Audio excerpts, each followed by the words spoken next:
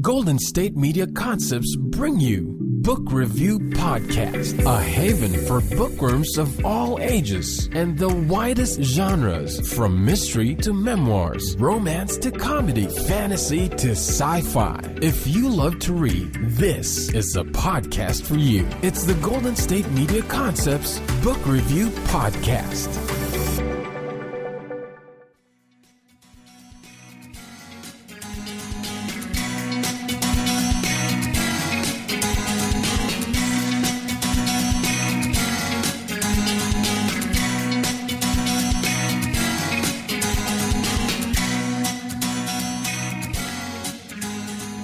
Hello and welcome to the GSMC Book Review Podcast, brought to you by the GSMC Podcast Network. I am your host, Sarah, and I am happy to be with you once again this week because, well, I'm always happy to be with you. I'm always happy to be talking about books, but there are a couple of reasons why I'm even more excited about today's episode. First of all, if you notice the episode title, this is my 100th episode for the Book Review Podcast, so it's a milestone. I'm very excited. I should have baked a cake. I don't know how you would have gotten it, but I should have baked a cake and celebrated my 100th episode. Technically, it's my 101st episode, because if you remember my interview with author Camille Greep very shortly after the podcast started, that was a two-parter, and I actually named them episode 5, part 1 and part 2. Looking back, I would have done 5 and 6. So technically this is my 101st episode, but it's got the 100 in the title, so I am going with it. Another reason I am excited is that I have another author interview and an author that I've had on the podcast before, so I'm very excited to be able to speak with her again. I'm speaking today with author Kellye Garrett. She is the author of the Detective by Day series. She was on the podcast. If you're a regular listener, you may remember she was on the podcast back in September of last year with her debut novel for this series, and that novel is called Hollywood Homicide. The new novel, which just came out last week, is called Hollywood Ending. It is the second in this series, featuring actress-turned-private-investigator, sort of, Dayna Anderson. Let me go ahead and give you the description for Hollywood Ending.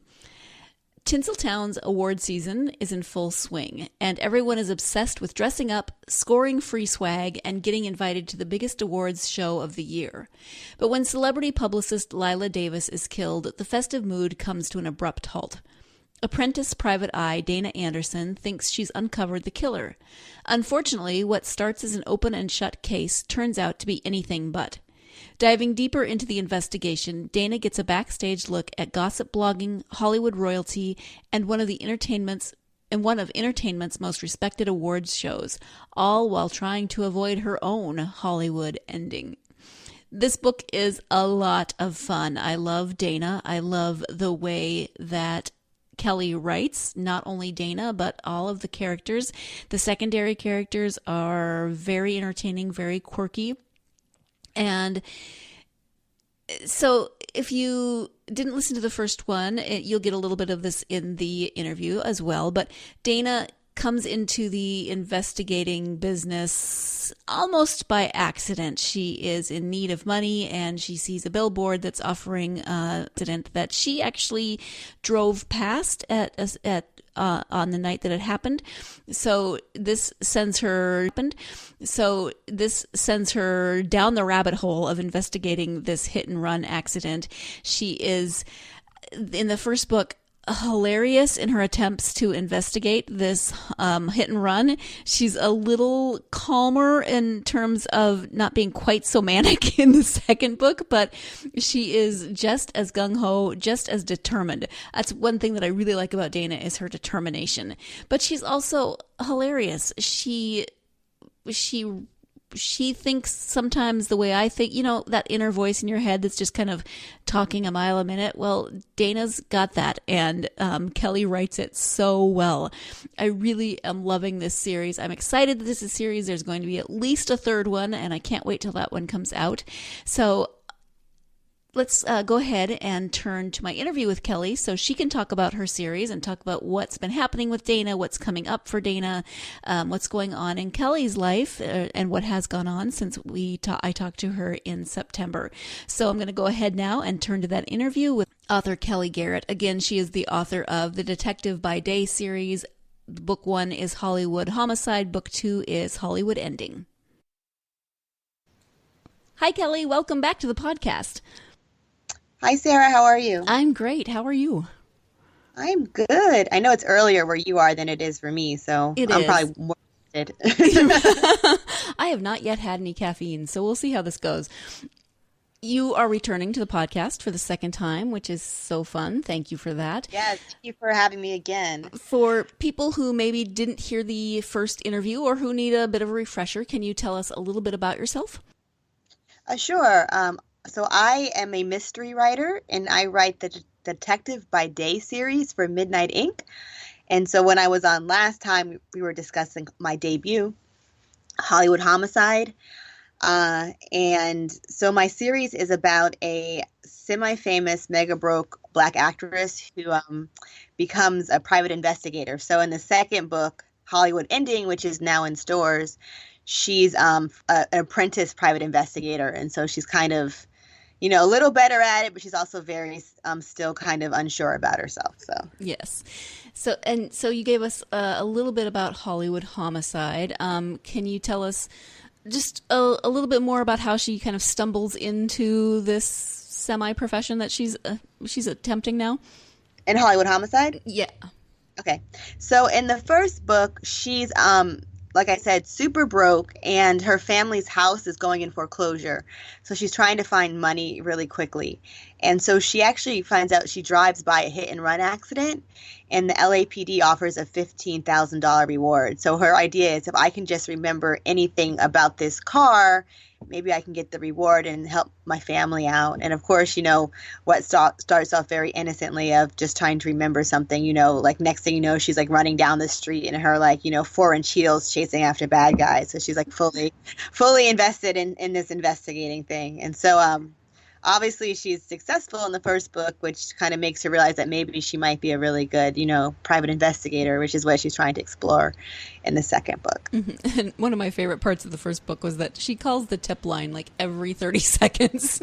Yeah, she's very eager. So she's a little bit more reserved in the second book, but the first one, she's every time she has a thought about who killed somebody, she calls the tip line to tell them. So.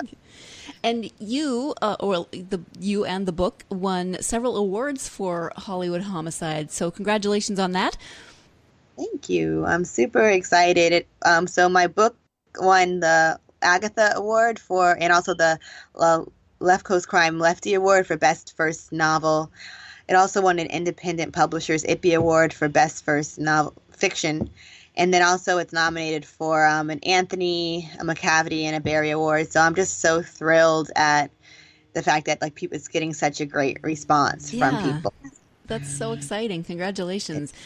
Yeah, it's unbelievable. I've been reading mysteries since I was about probably 11. So I've known what an Agatha is, for over 20 years at this point. And so, but I never ever thought, especially because I write, black girls solving the crime, I never thought that I would actually win one, even be nominated for one. So to win one is just super amazing. Mm-hmm. So. Yeah, that's so fun. You are no longer a debut author, which is officially cool. Tell us about the second book in this series, which is called Hollywood Ending. So in Hollywood Ending, it takes place at the beginning of the year, which is award season in Hollywood. So it's, like the Oscars, the Golden Globes, the Independent Spirit Awards. That's when they're giving awards out. And, so it's just a bunch of every week, every day there's a new party, you're schmoozing, you're getting free stuff in your swag bags. And so it's just a really magical time in LA at that time because everyone's so excited for the awards. And so, an award show publicist, I've created an award show called Silver Sphere Awards. She gets killed in an ATM robbery while leaving a cocktail party. And so Dayna and her partner, Aubrey, they kind of look into it and to see what happened with that situation. So because the Silver Spear company is, of course, offering a reward for it, for Right. more information. So Yeah. I'm going to jump in here in the middle of this interview to take our first break of the podcast. As Dayna would say, blurg. But you're listening to the GSMC Book Review Podcast, and I will be right back. Always on the go, but the day just won't be one without your Hollywood fix. Let Golden State Media Concepts Entertainment Podcast take care of that. An all-inclusive look of pop culture.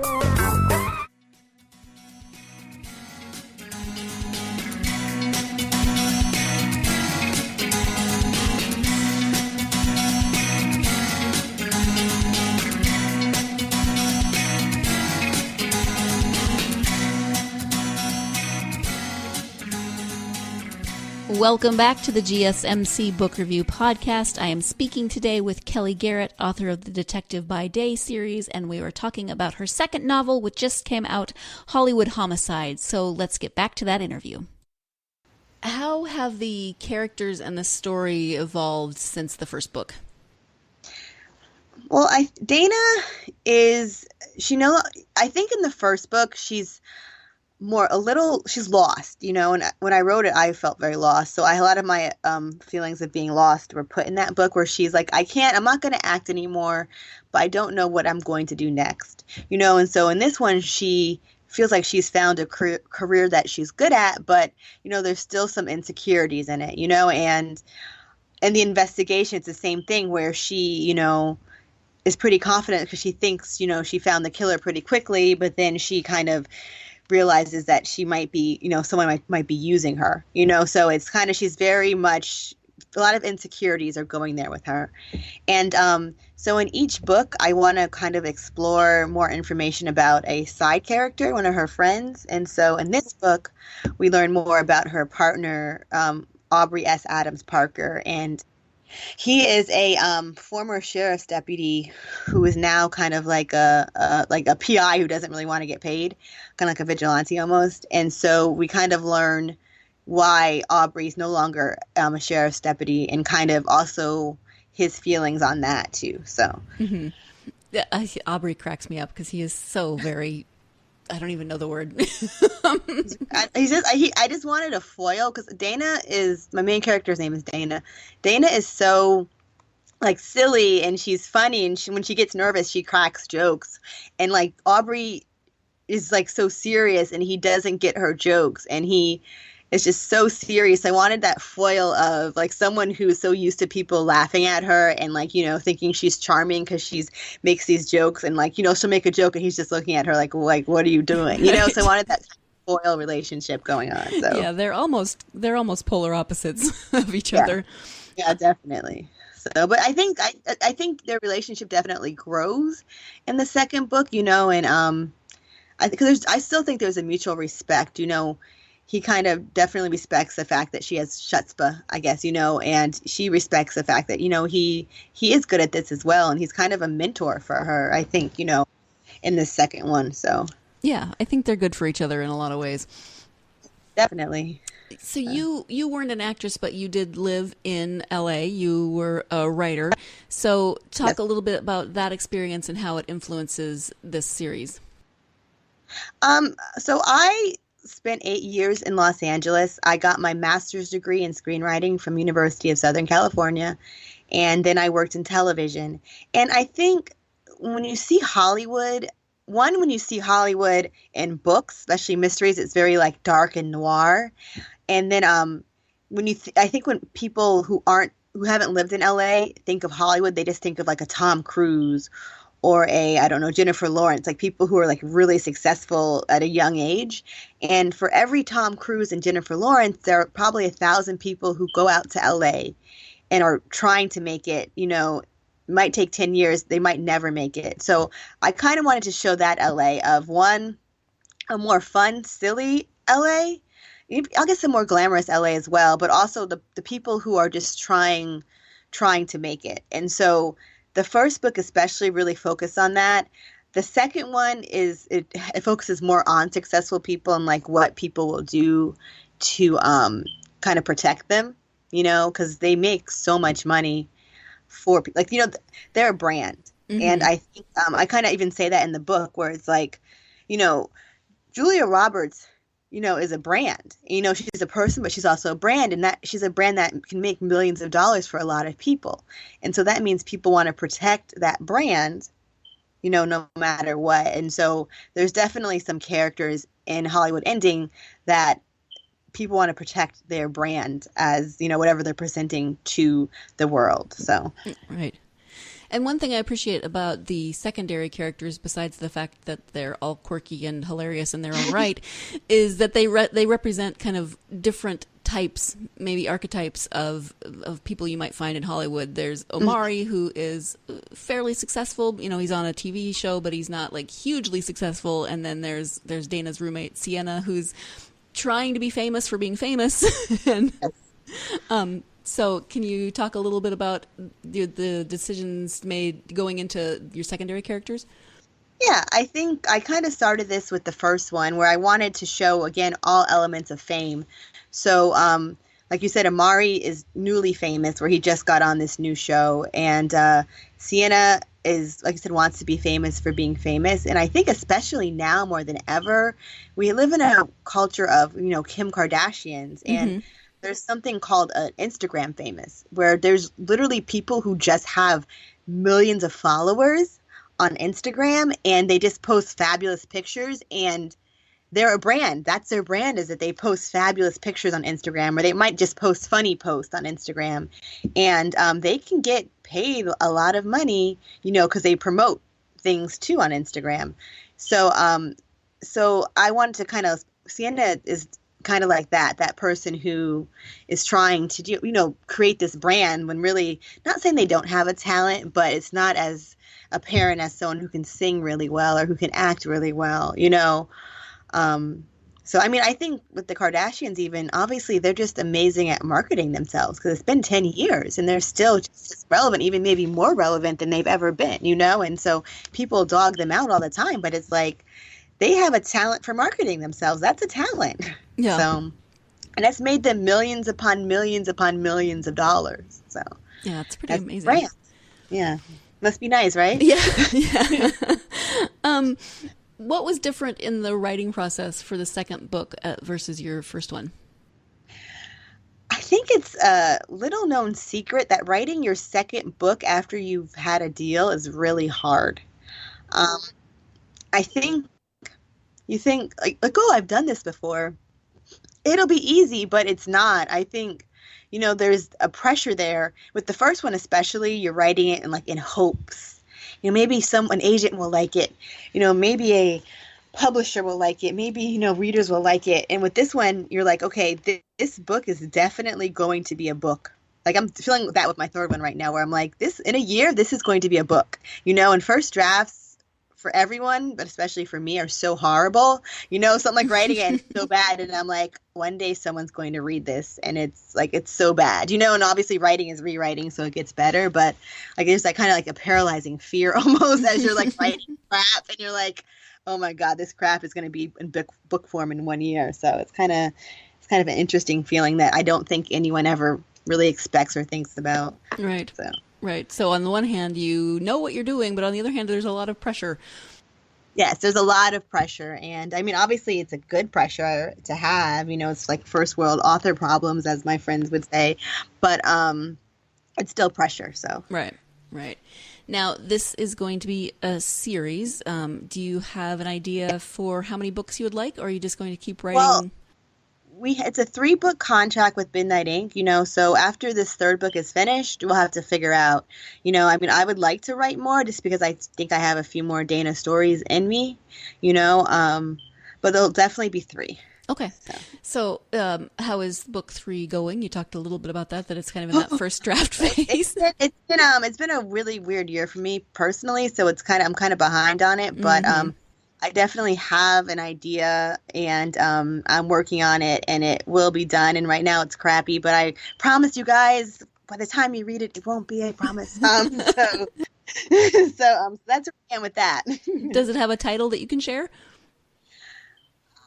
Not yet. I don't know, because I just got I had a suggestion to my publisher, and they just sent me a cover mock-up, and it had my title on there, but then I'm like, I don't want to say it, and then it's not it. So. Not a problem. Not a problem. But it's still gonna have Hollywood. It's gonna have Hollywood in it. Don't worry. Okay. I was so close to finding out the title of the third book. I guess I'll just have to wait like everyone else to find out when Kellye announces it on her website or social media or something. Okay, we're going to take the second break of the podcast, and when we come back, we'll have the conclusion to this interview. So stay tuned. You're listening to the GSMC Book Review Podcast, and I will be right back. Tired of searching the vast jungle of podcasts? Now listen close and hear this out.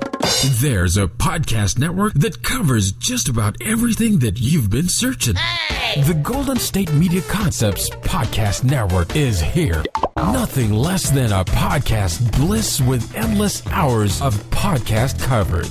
From news, sports, music, fashion, cooking, entertainment, fantasy, football, and so much more. So stop lurking around and go straight out to the Golden State Media Concepts Podcast Network. Guaranteed to fill that podcast itch. Whatever it may be. Visit us at www.gsmcpodcast.com. Follow us on Facebook and Twitter, and download us on iTunes, SoundCloud, and Google Play.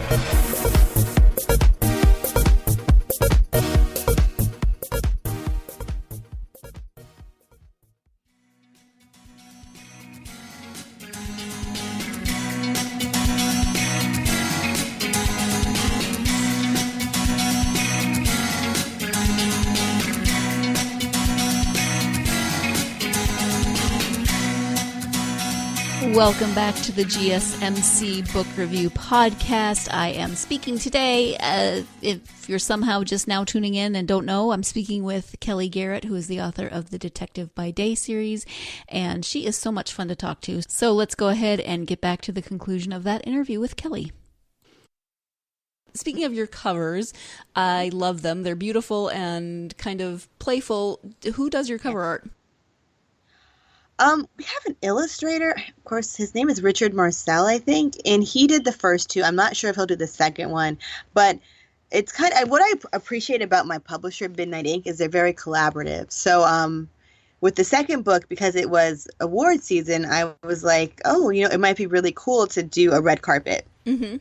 And so they kind of took that and they ran with it. And so their in-person design team, their cover designer was the one who actually they mock up what it's supposed to look like. So it was so funny. So for the second book, the mock-up for some reason was Emma Watson, who's Hermione from, I don't know if it's because that was like, she had the pose they wanted, but so it was like this red carpet, and it was the mock-up, the woman in the mock-up was, like I said, Emma Watson, which is so random, but it was funny. And so I saw that, and of course, obviously they took it and made it look like Dayna, but it was just so funny to me where I was like, of all the actresses in all the world, but I think they chose her because she had a dress that they liked, and the look that she had was what they wanted. So. Right, but that's still hilarious. When I think of Dayna, I do not... things like that. Yeah.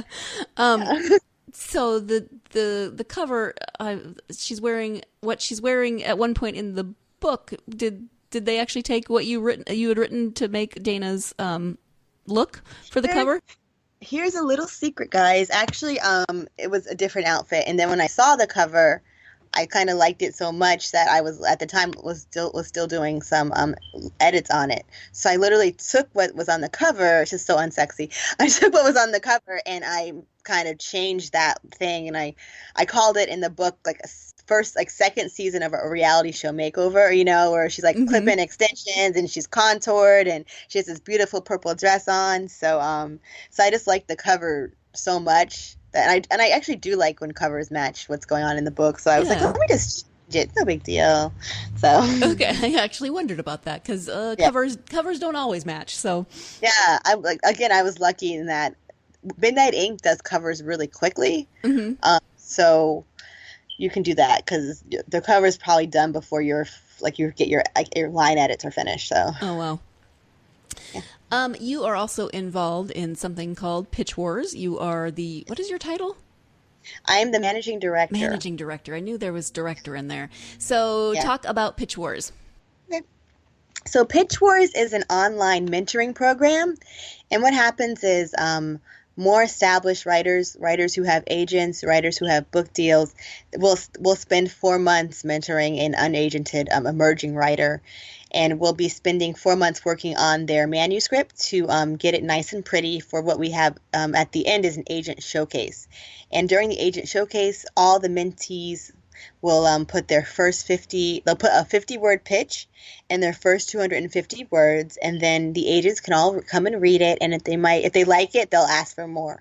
So it's really cool. I was actually a 2014 Pitch Wars mentee for Hollywood Homicide. At the time, it was called IOU, and so that's how I got my agent, Michelle Richter from Fuse Literary, was through Pitch Wars. So that's why I believe in the contest so much. It's because I'm a Pitch Wars person, and we now have had 300 success stories, like Helen Huang, who does the Kiss Quotient. Tommy, I'm going to mess her name up. Tomi Adeyemi, who did Children of Blood and Bone. Like, those are both Pitch Wars novels. Yeah, they were I keep seeing those on Twitter also. Yeah, they're from class of 2016. So we've had 300 success stories. I think sometimes, especially now, because of the success, people kind of assume that, oh, if I get into Pitch Wars, I'm going to get an agent and sell my book for 6 figures. And unfortunately, we do have that happen. But we also, a lot of people, unfortunately, still don't get agents from it, and so the important thing about Pitch Wars is, that community that you build and the fact you're going to get a stronger manuscript out of that. That's the one thing we can kind of guarantee that you'll get. We can't guarantee the agent or the book deal or anything else. We can guarantee that you're going to get a stronger manuscript after those 4 months. So, and it's gearing up right now. How many mentors and mentees do you have this year? Okay, so this year it's a little smaller. When I say smaller, we still have 106 mentors or mentor teams. Mm-hmm. So we're going to have 107 mentees probably, because we have there was a separate contest that people we know do called Teen Pit. So our Teen Pit winner is going to be part of Pitch Wars. So we'll probably have between 107 to 110 mentees total at the end when we pick. So and it opens August 27th. And pitchwars.org, pitchwars.org is where you can get all info. Cool. So. Thank you. You are also on a blog called Chicks on the Case, which is a lot of fun. Tell us about that. So it's so funny. So back in the day when I was, I just kind of finished the book and I was like, I don't know anybody. I joined the Sisters in Crime. They have an online chapter called Guppies.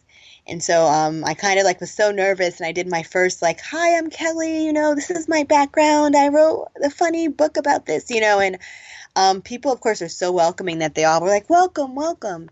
And so one of the people who welcomed me was a woman named Lisa Q. Matthews. And so she had an idea to do a multi-author blog.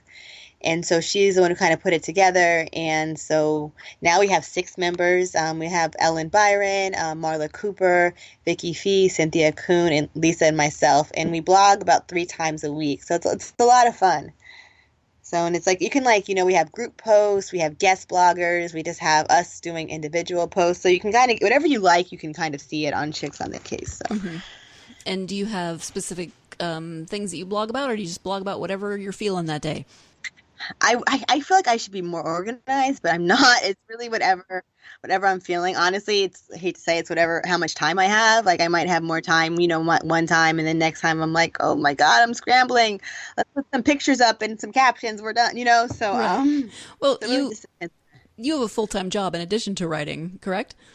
I do. So I write and I have a full-time job, and I was at Writer's Digest, and I kind of said, I kind of feel like it's 3 because I think when you're an author, because you're kind of doing all this author stuff like this, like podcast interviews and blog posts and promoting on Twitter, but then also you're writing. So, I call it I read an article one time that said author hat and writer hat, mm-hmm. So you have those 2 things, which are probably 2 full-time jobs in themselves. And then you also have a real full-time job. So it can be, I have to budget my time well. Yeah. Do you sleep? I do. I go to bed early. Okay. This next question, what are you reading this summer? Do you have time to read? I hate to say it, but I have not read in a while. But the last book I read was Tracy Clark's Broken Places. She's a fellow Black woman mystery writer. We call her, well, I call us unicorns. And so she has a book with Kensington, a series about a Black woman who used to be a police detective who's now a PI. And so Broken Places came out in May, and it's like Tracy's just such an amazing writer. You know, it's just a joy just to read her words. And you're kind of like, I'm in awe of her, and I'm also jealous of her because I'm like, oh, she writes so well, you know. So just amazing because, you know, like I said, I've been reading mysteries since I was probably 11, you know, so I still get excited when I see a Black person who's actually solving the crime. So I'm so excited to see people like her, V.M. Burns. She has her series. She has like 3 series. Valerie writes amazingly quick and amazingly well. Alexia Gordon.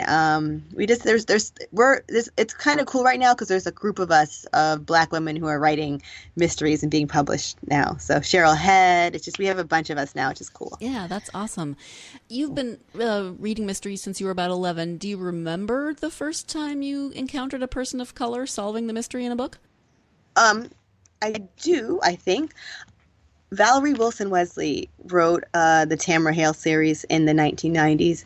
And not only was it a Black woman, but she lived in New Jersey. And she lived in Essex County, which is where my grandmother lives and actually where I live now. So I literally recognized the places in the book. And so I totally have fangirled. I sent her an email when I got my book deal. Like, I don't know her. I just sent her the biggest fangirl email because I think that was one of the reasons why even though when I started this book, there are probably no Black women mysteries currently. But because I saw people like Barbara Neely and Valerie Wilson Wesley and Eleanor Taylor Bland, when I was in my formative years of being a teenager, that's when I was like, okay, like I can do this because it's been done before, you know? Unfortunately, and I said this yesterday at the conference too, you know, in the 1990s, you had those people, and Walter Mosley was part of that group. And unfortunately, the only one, you know, still consistently writing mysteries is Walter Mosley, which makes me really sad. I think Valerie writes romance now, but, you know, it's just like, it's kind of like, I feel like, I said this before too, where I'm excited that there's so many of us now currently writing, but I'm just so afraid that it's going to be treated like a trend again. And, you know, and like, oh, well, you guys are hot now, but, you know, you're not going to be hot in 5 years. You're not going to be able to, you know, sell your book. Because my preference is writing Black women just because that's what I know. Sure. You know, that's me, that's my family, that's my mother, my best friend, that's my niece. That's people I know who are like closest to me. So, you know, so I would hate to be like, well, no one's buying Black women right now, you know? So I don't want it to go away. I don't want it to be considered a trend, you know? Right. Well, yeah, I hope not, because you're writing what you see around you and what you know. And, you know, I mean, sorry, I can't even put into words what I'm trying to say. There's so much there, and we need books that are representative of people that are reading the books. Exactly. And I think I was actually lucky enough to be part of an NPR article like called Great Beach Reads by Writers of Color, you know, and I think that's the thing too, is we need a variety of books. You know, not every book about a Black person has to be some like issue book, like, you know, it's so hard to be Black in America. It doesn't have to. Like, my book is obviously Dayna's, like you were saying, remember last year, like with Pookie, like Dayna's definitely Black. And I think if you're Black or you know Black culture, you'll get the references in there, but you don't have to be Black to enjoy the book, you know, because it's just about a woman trying to solve a mystery, right? You know, trying to solve a murder. So right, and I am a white woman reading the book, but I am also married to a Black man, and so there are points in the book where I smile because it's things that my in-laws have said. Yes. I get that. I remember you were saying last year that you had like a Pookie in your family, and I'm like, everyone has a Pookie. Yes, and I love that, you know, she's her name is Dayna, but no one in her family calls her Dayna. They call her Boop. Yes. So where can people find you on the internet, on social media? So I am on Twitter as Kellye Kell, which is KELLYE KELL. That's been like my handle since I was on AOL back in 20 years ago. And so Instagram, the same handle, and then Facebook, I think it's Kellye Garrett author.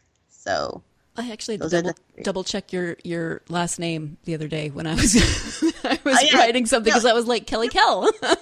Sarah, I was not thinking ahead because I actually at one point had Kellye Garrett as my Twitter handle. And I was like, I think I want Kellye Kell. This is back before I even thought about writing the book. I'm like, I think I want Kellye Kell. So I changed my Twitter handle. And of course, now there is a Kellye Garrett. And she doesn't even tweet or anything, but she has the handle. So I'm like, I'm not going to be able to get it. But it was just funny because I actually did have Kellye Garrett. And I should have kept it, but I was trying to be cute. So. It is cute. Cute and fun. I did have to double check that I was remembering your last name correctly. Yeah. You have a website too, right? Yes, Kellye. Oh, that's KellyeGarrett.com. So that's actually my full name. So. Sounds good. And is there anything else that we haven't talked about that you would like for people to know about writing or your books? No, I don't think so. I mean, I feel like they're just fun beach reads, and even I've had people who aren't mystery readers who are like, oh, I really liked it because it's a traditional mystery. Almost, people might call it a cozy. There's not it's a lot of blood and gore. Mm-mm. It's a very fun, light book. So if you like that, even if you don't like mystery, definitely just check it out. I think right now it's on sale for 99 cents ebook, and Amazon has the print for $7.99. So this is the best time to get it too. Nice. So it's the first. So yeah. Yeah, and I mean, I just love the way you write. Whenever I read, I go through and highlight quotes that I can use in the blog posts that I do with the episodes. And there's too many to choose from. I may just have to. Thank you. What's so funny is that I compare the books, and I probably shouldn't. And the second one was really hard to write, but I actually think the second one's funnier than the first one. I think the first one has a better plot. I probably shouldn't say that, but I do. The second one has a good plot too. But I'm just really in love with the plot of the first book. But I do think the second one's funnier, actually. So. Yeah. Well, you are very, very intimately involved in the books, so I should know more than anyone, right? Yes. Well, Kellye, thank you so much for taking time out of your weekend. I know it's been a busy weekend, so hopefully you can get some rest before Monday. Yes, I'm going to try. I'm going to take a bath, I think, right now. So. That sounds lovely. Although it's 9,000 degrees here, so. No, yeah, it's been hot here, and it's been raining. It's been Florida weather. I'm in New Jersey, but it'll rain really hard for 20 minutes, and it stops. We don't get weather like that in the area. It's so weird. Oh, that's so not good for hair. Yeah. No, I haven't. My hair is kinky, but I haven't straightened it in month because I'm what's the point? Yeah. Yeah. Well, enjoy your rest, and I will hopefully talk to you again soon. Yes. Thank you so much for the opportunity. You're welcome. Thank you. And once again, I do want to thank Kellye for taking time out of her weekend to talk to me. I hope you got some rest, Kellye. I know you had a busy weekend, and I'm sure it's going to be a busy week ahead. Thank you, as always, for you, my listeners, for joining me for this interview. I love to talk about books, but I also love to give you books. And I do have a giveaway opportunity for Hollywood Homicide. No, Hollywood Ending. Why do I keep doing that? I have a giveaway opportunity for Hollywood Ending. So if you are interested in reading the second in the Detective by Day series, and you really, really should, it's so much fun. As Kellye said, it's kind of a beach read. It's kind of a cozy mystery. It is hilarious, and it's a fast read. It will suck you in. The characters are relatable and fabulously quirky, and I just love them. I can't say enough good things about this series. So you definitely want to read it, and you definitely want to sign up or enter the giveaway. Yes, I can speak, really. You definitely want to enter the giveaway, and that is so easy. All you have to do is go to our social media, Facebook, Twitter, or Instagram, and comment on episode 100. Comment on the post with episode 100, Interview with Kellye Garrett, and you will automatically be entered to win a copy of Hollywood Ending, the second in the Detective by Day series. So please, I encourage you to do that, and I will send that out to you. Thank you again for joining me. Thank you to Kellye for joining me. And I hope that you will join me again on Thursday when I will be, shockingly enough, talking about books, just like I always do. Hope you're having a great week. Go out there and get yourself lost in a good book. Thanks. You've been listening to the Golden State Media Concepts Book Review Podcast, part of the Golden State Media Concepts Podcast Network. You can find this show and others like it at www.gsmcpodcast.com. Download our podcast on iTunes, Stitcher, SoundCloud, and Google Play. Just type in GSMC to find all the shows from the Golden State Media Concepts Podcast Network, from movies to music, from sports to entertainment, and even weird news. You can also follow us on Twitter and on Facebook. Thank you, and we hope you have enjoyed today's program.